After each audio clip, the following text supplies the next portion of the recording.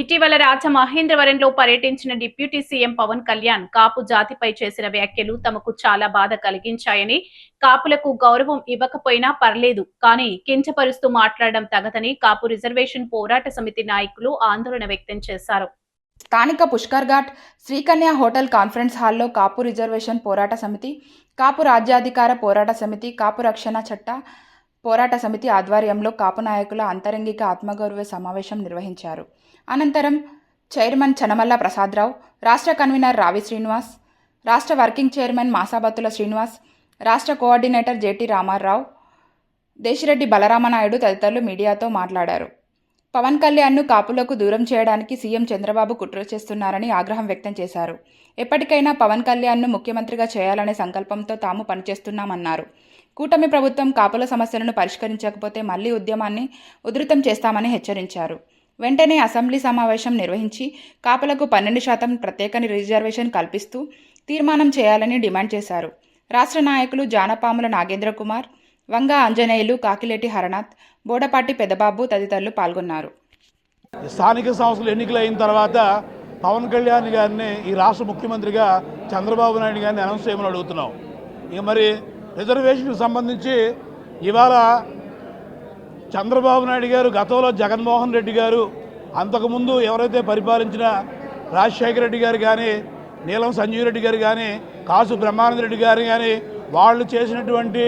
వాళ్ళు పరిపాలించినటువంటి పరిపాలన అడుగుజాడల్లోనే ఈయన కూడా పరిపాలన చేస్తూ కాపులను పూర్తిగా తొక్కడమే కార్యక్రమంగా ఆయన పెట్టుకొని ఇవాళ కాపు కార్పొరేషన్కి నిధులు ఇవ్వడం లేదు.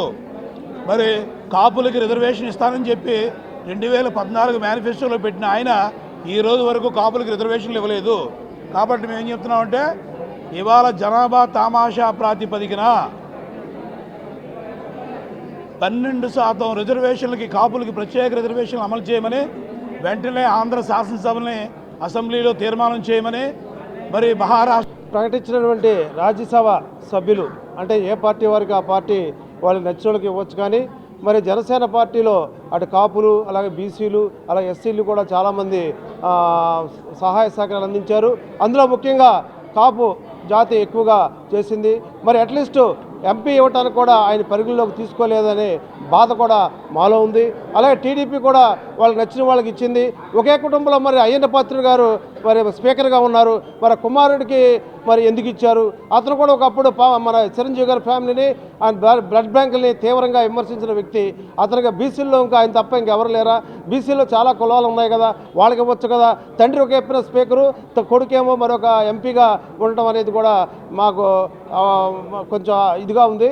అలాగే మరి చాలామంది మరి బీసీలు కూడా వల్లరామయ్య లాంటి ఎస్సీ వ్యక్తి కూడా ఎప్పటి నుంచో ఆశిస్తున్నారు, ఆయన కూడా మరి దక్కలేదు. అంటే ఈరోజు ఎంపీలు కావాలంటే పారిశ్రామికవేత్తలు లేదు, వ్యతిరేకం కాదు. ఈ సమావేశం ద్వారా పవన్ కళ్యాణ్ గారిని మరింత బలోపేతం చేయటం కోసమే మేము ఈ సమావేశం ఇక్కడ పెట్టాం. ఇది కరెక్ట్ కాదు. పవన్ కళ్యాణ్ గారు ఏ ఒత్తిడితోటి మరి ఆ మాటలు మాట్లాడారో ఆ మాటలు ఆయన మాట్లాడి ఉండకూడదు. ఆ మాటలు ఆయన విత్డ్రా అవ్వాలని చెప్పి మేము మనస్ఫూర్తిగా కోరుకుంటున్నాం. పవన్ కళ్యాణ్ గారు కలిసి వస్తే మేము ఆయనతో కలిసి పనిచేయడానికి మేము సిద్ధంగా ఉన్నాం. అలాగే తెలుగుదేశం పార్టీ కలిసి వస్తే ఎంఆర్పిఎస్ మాదిరిగా కేఆర్పిఎస్ మేము వాళ్ళకి కట్టుబడి పనిచేస్తాం. మాకు న్యాయం చేయకపోతే మా పోరాటం మేము చేసుకుంటాం. ఇది నాన్ పొలిటికల్ వేదిక.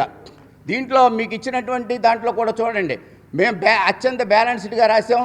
వైఎస్ రాజశేఖర రెడ్డి గారు కానీ, జగన్మోహన్ రెడ్డి గారు కానీ, చంద్రబాబు నాయుడు గారు కానీ కాపులకి ఏమీ న్యాయం చేయలేదు.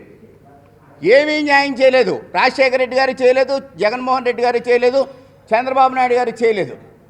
ఈ న్యాయం పవన్ కళ్యాణ్ గారి ద్వారా జరుగుద్దని మేము ఆశించాం. ఆయన కూడా నాకేమీ సంబంధం లేదంటే ఇంకెవరికి సంబంధం